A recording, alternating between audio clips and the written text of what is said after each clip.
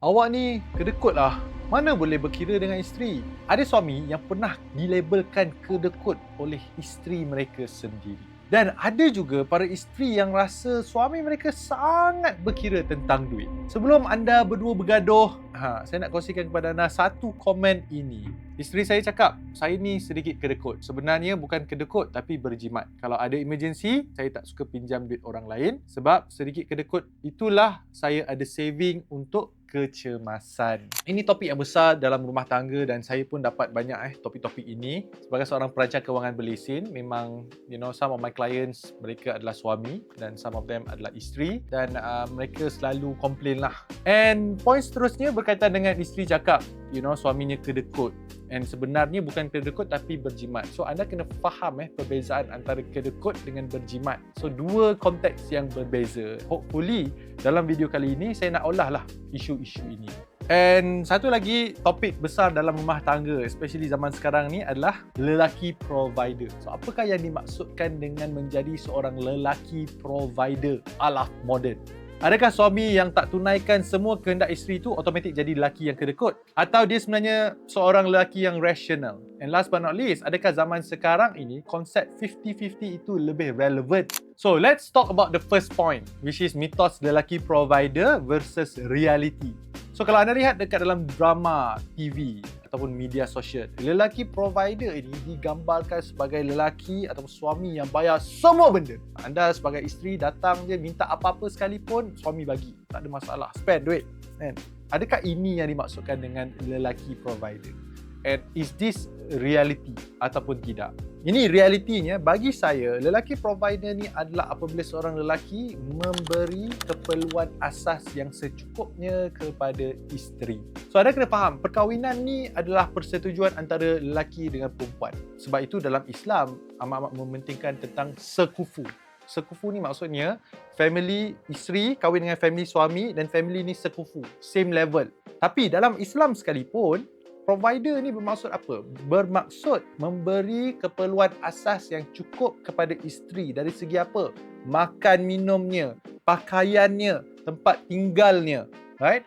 So these are important elements. Once all of this is complete, then apa yang lebih itu adalah bonus. Dan bagi saya, untuk menjadi seorang lelaki provider, not only about providing keperluan asas sahaja, tetapi menyediakan keselamatan. At least lelaki tersebut berjaya menyediakan sekurang-kurangnya 6 bulan simpanan sebagai tabung simpanan kecemasan untuk keluarga dia.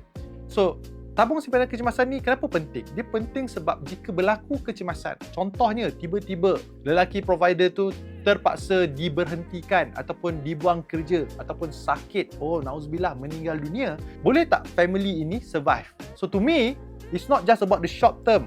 Okay, aku dah provide rumah, aku dah provide makan minum, aku dah provide pakaian, tetapi tak boleh nak provide masa depan family pun satu masalah juga. So kat sinilah pentingnya ada ilmu kewangan yang betul. Ilmu kewangan di sini bermaksud is not only untuk anda boleh mampu berbelanja, tetapi anda mampu menyediakan dari segi tabung simpanan kecemasan dan juga dari segi takaful. Maksudnya jika tiba-tiba lelaki provider tersebut meninggal dunia, so ada tak pampasan yang lelaki itu sediakan untuk anak bini yang ditinggalkan itu? Sama ada nak bayar hutang-hutang yang ada ataupun nak melangsungkan hidup selepas ketiadaan suami tersebut. A little bit about me. Masa tu saya masih lagi bekerja di UK. Ketika saya pilih untuk berhenti kerja doktor dan pulang ke Malaysia, saya dah kira siap-siap berapakah duit perbelanjaan yang saya perlu sediakan untuk saya sara hidup isteri saya, dan ketika itu saya dah mempunyai seorang anak lelaki. And then dah dapat kiraan di tersebut, saya tengok berapa simpanan yang saya ada. Cukup tak untuk survive? Kalau tak cukup, saya takkan berhenti kerja. Sebab bagi saya, kalau saya berhenti tanpa menyediakan keselamatan itu, that safety net, then I am not a provider, right? Isu yang kedua pula adalah tentang lelaki kedekut dan lelaki berjimat. Adakah lelaki kedekut ini sama dengan lelaki yang berjimat? Okay, tak sama. Lelaki yang kedekut ataupun suami yang kedekut ni adalah apabila nak memberikan nafkah asas pun tak nak. Isteri yang terpaksa keluarkan duit sendiri untuk keperluan hidup, pakaian, makanan, minuman, tempat tinggal dan juga anak. Okay, kos anak. Sedangkan suami yang berjimat ni, keperluan asas semua cukup. Tapi kemahuan ni tak dapat. Right? So anda kena faham. Tanya balik diri anda. Okay, again kepada suami, anda tahu apa yang anda buat. Anda lihat isteri anda lihat anak-anak anda. Adakah keperluan asas mereka cukup? Kalau keperluan asas mereka cukup, you've done your job. Kalau isteri minta benda luar daripada keperluan asas, maka that is an optional pilihan. Bagi isteri pula, benda yang sama juga. Anda lihat suami anda. Adakah suami anda menyediakan keperluan asas yang cukup untuk anda dan anak-anak? Kalau cukup, maksudnya anda kena bersyukur. Right? Sedangkan kalau anda nak beli barang-barang kemahuan, suami anda memang clearly tak mampu, then you got to use your own money. Terutamanya zaman sekarang ini di mana kos hidup semakin tinggi. So, sebagai seorang suami yang bertanggungjawab, mereka kena fokus kepada keperluan asas supaya anda satu keluarga boleh hidup dengan tenang. And bila bercakap tentang keperluan asas ini, okay, communication sangat-sangat penting. Sebab saya tahu juga ada suami yang mana mereka tak cakap pun topik kewangan ini kepada isteri mereka. Macam saya sendiri pun, benda yang saya buat dengan isteri saya akan kongsikan kepada isteri saya realiti kewangan keluarga kami. And last but not least, okay, konsep 50-50. Truth to be told, saya kahwin awal. And at that time, saya belajar, saya dapat pinjaman lah daripada kerajaan Malaysia untuk melanjutkan pelajaran di luar negara. Saya dengan isteri saya, dua-dua dapat allowance daripada kerajaan. And allowance daripada kerajaan ni tak banyak, cukup-cukup makan je. So, kami pilih untuk kahwin awal. Sebelum kahwin lagi, saya dah terus terang kat isteri saya cakap, kita kahwin ni, saya masih lagi belajar. You pun masih lagi belajar. Walaupun saya suami you, saya tak boleh nak bayar you punya expenses. Tak logik saya nak belanjakan kos isteri saya ketika saya masih lagi belajar. Dan isteri saya pun faham benda ni. So, during my time sebagai seorang student, okay, saya kahwin pada tahun kedua, so saya 3 tahun lah sebagai student. At that time, semua perbelanjaan 50-50. And then bila saya mula dapat kerja, kan, saya senior isteri saya setahun. And then saya pindah duduk satu rumah. Okay, at that time, adakah saya terus bayar semua? Tidak juga. Sebab dia masih lagi dapat allowance daripada kerajaan. So what I did was, saya increase the ratio daripada 50-50 kepada 70-30. Saya sebagai lelaki, okay, ada matlamat yang jelas.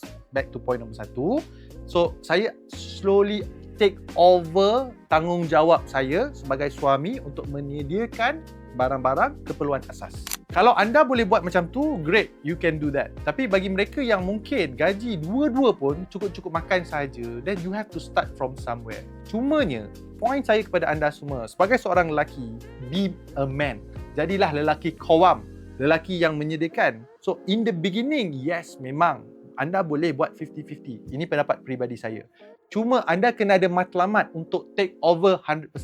The ideal situation adalah suami pastikan anda bayar 100% barang-barang keperluan asas, isteri top up barang-barang kemahuan. So that is another way macam mana anda boleh gunakan gaji suami dan isteri untuk memastikan anda bukan saja dapat hidup dengan selesa, tapi dapatlah merasai kemewahan dan kemanisan perkahwinan.